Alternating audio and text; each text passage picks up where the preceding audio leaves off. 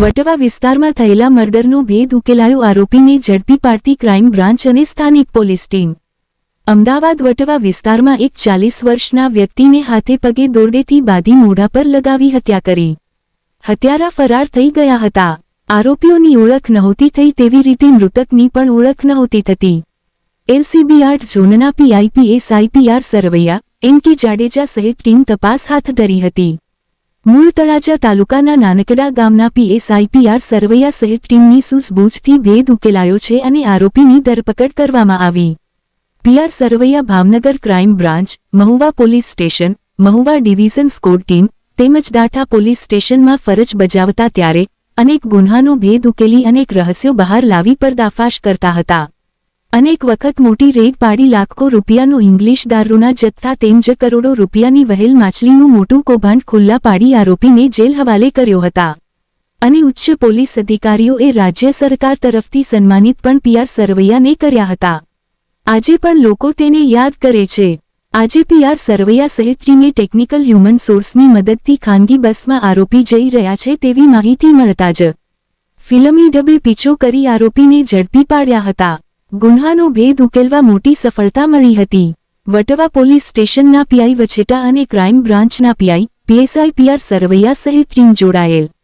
મથુર ચૌહાણ, ભાવનગર।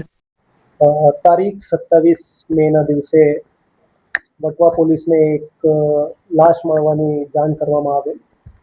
ત્યાં જઈને વટવા પોલીસે શોધખોળ કરતા આ અજાણ્યા ઈસમની લાશ પોસ્ટમોર્ટમ માટે મોકલવામાં આવી અને પછી આ બનાવ કેવી રીતે બન્યો એનો તપાસ હાથ ધરવામાં આવ્યો। થોડા ટાઈમ પછી એની લાશની ઓળખાણ એમને કરી લીધી અને પછી એમની સાથે એ ફ્લેટમાં કોણ કોણ રહેતા હતા એની પણ તપાસ પોલીસે કરી। પછી પોલીસે એક ટીમ આ જે ફ્લેટમેટ્સ હતા એમને પકડવા માટે કે એમના સાથે જે રહેવાવાળા લોકો હતા એ અત્યારે મળતા નથી ફ્લેટમાં ત્યાં, એટલે એમને લેવા માટેની તજવીજ હાથ ધરી। પછી હ્યુમન ઇન્ટેલિજન્સ અને ટેકનિકલ ઇન્ટેલિજન્સ બંને વસ્તુઓનો ઉપયોગ કરીને જુદી જુદી ટીમ ગોઠવવામાં આવી અને એમને લેવામાં પોલીસ ગઈ। આ મરણ જનાર માણસનું નામ ઇમરાન સિંધા કરીને છે અને એ વડોદરાનો રહેવાસી છે અને એની સાથે બીજા 4 ઇસમો ત્યાં રહેતા હતા એમ પોલીસને જાણ થઈ। એ 4 ઇસમોના નામો હતા વિરેન્દ્રસિંહ બઘેલ ઉર્ફ વીરુ, ચંદ્રમોહન શર્મા ઉર્ફ ચંદુ, રવિકુમાર સાહુ ઉર્ફ રવિ અને એક કાયદાના સાથે સંઘર્ષમાં આવેલ કિશોર છે જેનું નામ અમે અત્યારે કહેતા નથી। તો આ 4 લોકોની શોધખોળ પોલીસે શરૂ કરી। પછી પોલીસ એમના પાછળ જે રીતે માહિતી મળતી ગઈ એમના પાછળ પોલીસ અમારી ટીમ મોકલવામાં આવેલ। એ ત્યાં જઈને એમના પીછા કરતી હતી। એ લોકો પહેલાં જયપુર ગયા, જયપુરથી ધોલપુર, આગ્રાથી ફતેહબાદ, મથુરા, વૃંદાવન, વઝીરાબાદ, ફરી ફતેહબાદ।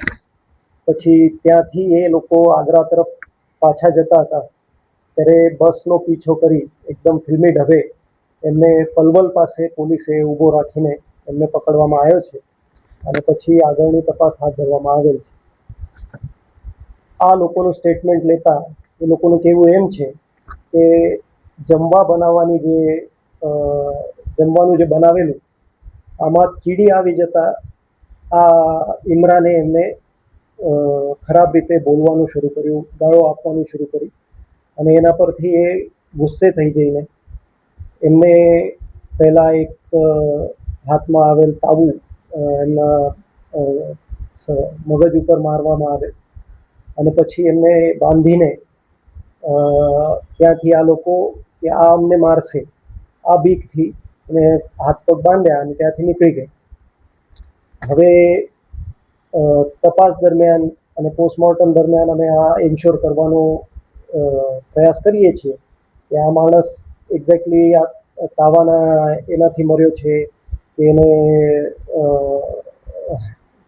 ગળો દબાવવાથી મારવામાં આવ્યો છે કે એ ગેગિંગથી મર્યો છે કે જેનાથી ગુંગામણ થઈ ગઈ ત્યાં બાંધેલો હોવાના કારણે અને એ મરી ગયો છે। પોસ્ટમોર્ટમ રિપોર્ટમાં ગેગિંગનો રિપોર્ટ આવ્યો છે. બાકી તપાસ આગળ અમે હાથ ધરી છે અને આ લોકોના વર્ઝન્સ અને તપાસ જે પ્રાસંગિક પુરાવા અમને મળે છે એને એકબીજાની સાથે જોડીને અમે છેલ્લી તપાસ આપને બ્રીફ કરીશું. હા, એ પ્રસંગ જ્યારે બન્યો ત્યારે એ ત્યાં ન હતો, એ વાત એકદમ કરેક્ટ છે. પણ એ સૌથી પહેલાં ત્યાં આવીને ત્યાં બિહારથી પાછા આવ્યો ત્યારે પોલીસને જે ખબર મળી હતી કે અહીંયા એ લોકો રહેતા હતા, તો સૌથી પહેલાં અમે એનો જ કોન્ટેક્ટ કર્યો. પછી એના થકી જ અમે એમના નામો સુધી અને પછી એમના પાછળ અમે પડી શક્યા. બાકી જે તપાસ આગળની છે, આ તપાસના કારણે કે બીજી જે ક્લૂઝ અમને તપાસમાં મળે છે એના માટેની તપાસ અને સૂરજ બાબતની તપાસ આગળ અમે કરીશું. યુવતી એમના સાથે પ્રવાસ દરમિયાન હતી. બનાવની જગ્યાએ યુવતી હોવાનો કોઈ પુરાવો અમારી પાસે અત્યાર સુધી આવ્યો નથી. તપાસ હજી પણ ચાલે છે. જે રીતે તપાસ આગળ વધશે અને યુવતી બાબતમાં કોઈ અમને ક્લુ મળશે તો અમે એમને પણ એ રીતે તપાસમાં લઈશું.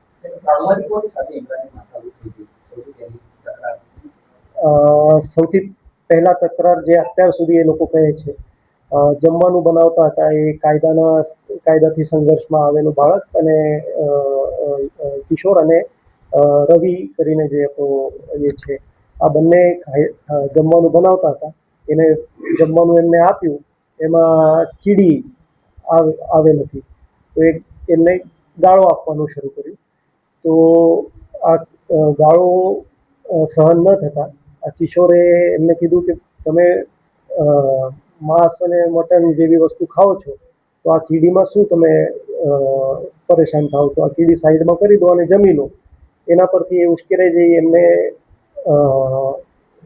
પછી એમને થોડી બીક પણ બતાવી અને વધારે ગાળો પણ બોલી છે.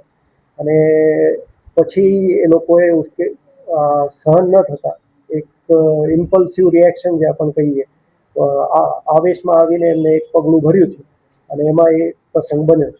મૃતક શું કામ ધંધો કરતો હતો? આરોપીઓ એકબીજાના સગા સંબંધીઓમાં શું થયું? મિત્રો છે, નથી મિત્રો, કઈ રીતે અહીંયા આવ્યા હતા અને શું કામ થયું? હવે કામ અને શું કામ ધંધા કરતા હતા આ તપાસનો વિષય અત્યારે અંડર ઇન્વેસ્ટિગેશન છે.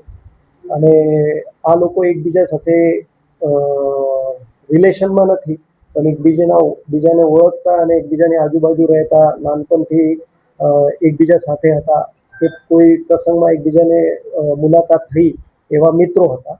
અને એકાદ બે એક સાથે નાનાથી મોટા પણ થયા છે. તો આ લોકોનું એકબીજા સાથે કોઈ રિલેશન નથી, પણ એકબીજા સાથે ઓળખાણ લાંબા સમયથી છે.